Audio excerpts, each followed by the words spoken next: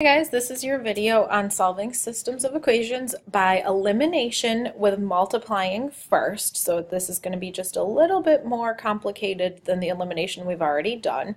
I am at the bottom of page 14 in your packet, and the only thing you're going to need for this video is your packet.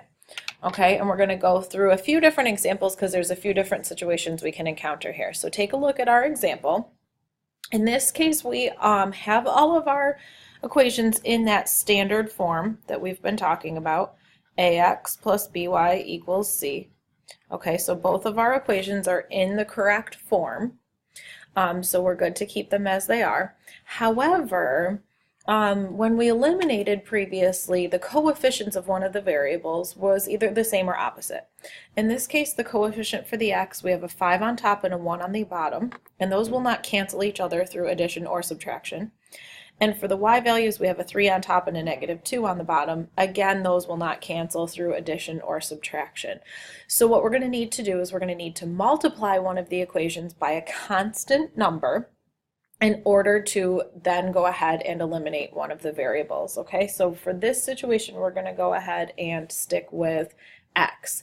Now, the notes that are over here on the side, these notes will always work.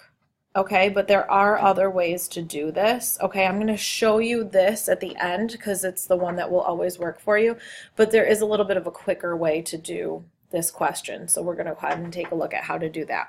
So if we just take a look, I'm going to rewrite my equations here. My top equation starts with 5x.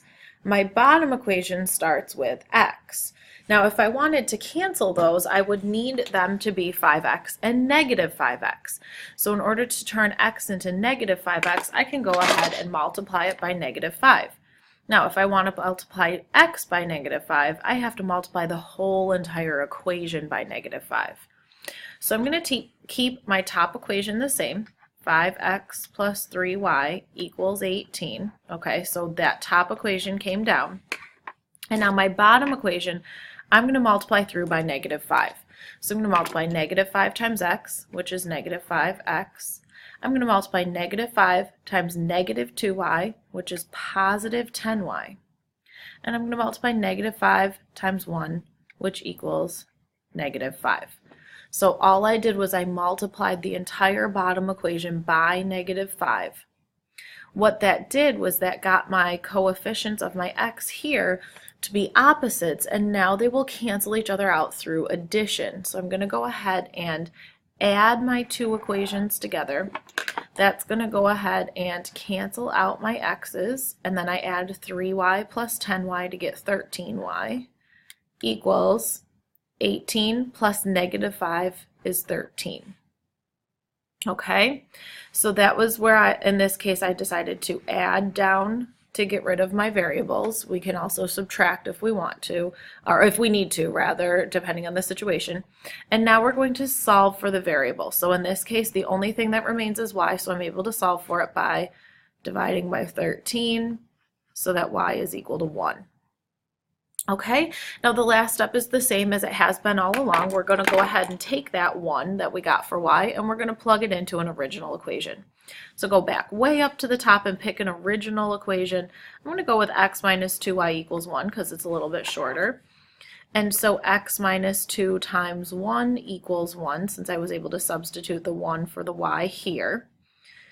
So x minus 2 equals 1, add 2 on both sides, and x is equal to 3.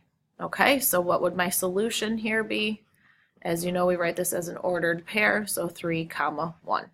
And there's the solution to the system.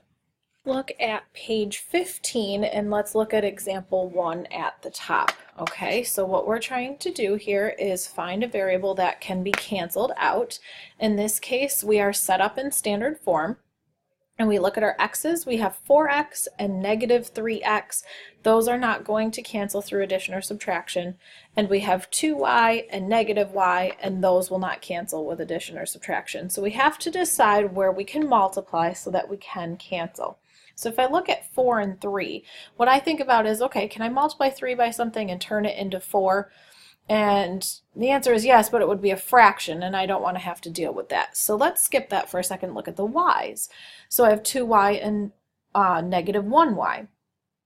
So would I be able to multiply negative 1y by something to cancel it with 2y? And so what would cancel with positive 2y is negative 2y. And I can turn this into negative 2y by multiplying it by 2. So I'm going to multiply my entire bottom equation by 2. So what I like to do is bring this all down. So the top equation is going to stay the same. Just bring that down. And then I multiply the bottom equation by 2 all the way through. So 2 times negative 3x is negative 6x. 2 times negative y is negative 2y. And 2 times negative 15 is negative 30. Do this slowly so that you bring down the correct signs, okay? So now we're going to go ahead, since we have a positive 2y and a negative 2y, we're going to add these equations together as they are. So 4x plus negative 6x is negative 2x. 2y and negative 2y cancel. And 24 and negative 30 give us negative 6. And so now we are able to solve for x because we can just divide by negative 2. And if I divide both sides by negative 2, x is equal to 3. Okay? Once I have x, I'm going to find y by substituting it into an original equation. Let's go with the top one since it doesn't have any negatives in it. And it doesn't matter which equation you choose because whichever one you choose will give you the correct answer. They both will give you the correct answer. So I substituted 3 for x. So 12 plus 2y is equal to 24. If I subtract 12 on both sides, then 2y is equal to 12. And when I divide by 2, y is equal to 6. And so I have a solution of 3, 6. Now, there's several ways to check this solution. If you don't have a graphing calculator, you can take 3 and substitute it for x, 6 and substitute it for y, to both of the original equations, and if it works for both, then it's the solution. You do know a couple of ways to check on your calculator, which we worked on in class. You can graph the two equations and find the point of intersection, or you can use the solve feature from the calculate screen on your calculator. So those two things are both things worth thinking about, okay, to help you check your solution. Let's do one more. Let's look at number 2. Now I'm going to show you the way I was talking about a little bit ago that will always work. What you might recognize, since they're set up in standard form, 2x and 5x won't cancel. Negative y and 2y is actually the same situation but reversed that I had over here. So is it possible to multiply the top equation by 2 to cancel the y's? Absolutely. But if I want to cancel the x's, what I'm going to have to do here, since 2 can't be turned into 5 with multiplication, is I'm going to do a flip-flop method. I'm going to put both equations in parentheses, and I'm going to flip-flop the coefficients only. So I'm going to take the bottom coefficient and flip it to the top, and the top coefficient and flop it to the bottom. So flip-flop. Notice the x's did not move, just the coefficients got flip-flopped. Now you're going to multiply through with both equations. So this is a lot of multiplying, but watch what happens when you do this, okay? So multiply the 5 all the way through. Rainbows can help if you need it. 5 times 2x is 10x. 5 times negative y is negative 5y. Equals 5 times negative 19 is, I didn't bring a calculator over here with me, so some of you might do lattice with this here. We're going to get a negative 95. Okay, you can use your calculator to do that.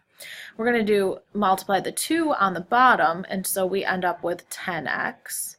2 times 2y is 4y, and 2 times negative 16 is negative 32. Okay, now look at the x's. I just made it so that my x's have the same coefficients. Now they won't cancel out right now. I'm going to have to subtract them. So I'm going to carry my subtraction sign all the way through. So I'm going to make this a negative 10, a negative 4, and you can cross off that plus sign if that would be helpful. And then since this is already a negative 32, I'm going to make it a positive 32. So notice I changed the signs the whole way through. Now I'm going to add my equations together. So the x's are going to cancel since 10x and negative 10x are equal to 0.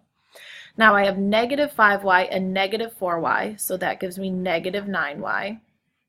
And I have negative 95 and positive 32, and those are going to subtract to negative 63. Okay? And so, and I say subtract because that was negative, but really we're adding them, right? Negative 95 plus 32 is negative 63. Now I can solve for y. I'm just going to divide both sides by negative 9, and I'm going to get y is equal to 7. Once I find y, I need to find x, so pick an original equation, whichever one you want. I'm going to go with the top one this time. I'm going to plug in 7 for y. 2x minus 7 equals negative 19. Add 7 to both sides, so that 2x is equal to negative 12. And divide by 2 to get x is equal to negative 6. And so our solution is negative 6, comma 7. And there you have it. So this flip-flop method here will always work, even if there's another way to do it with multiplication, even if there's a shorter way or a quicker way, the flip-flop will always work, okay? So if you're having a hard time deciding what to do like we did with number 1, then just do what we did with number 2. It requires more multiplication, but since you have a calculator to help you with that, and then a calculator to help you if the numbers get big, that's really the best way to go. Okay, so I want you to decide which method you think you're going to use. Are you going to try to do it the quick way, or are you going to always flip-flop? Sometimes flip-flop is the only thing that will work, so keep that in mind. And I want you to go ahead and complete number 3. Okay, and we'll go over that one next class. I will see you guys then.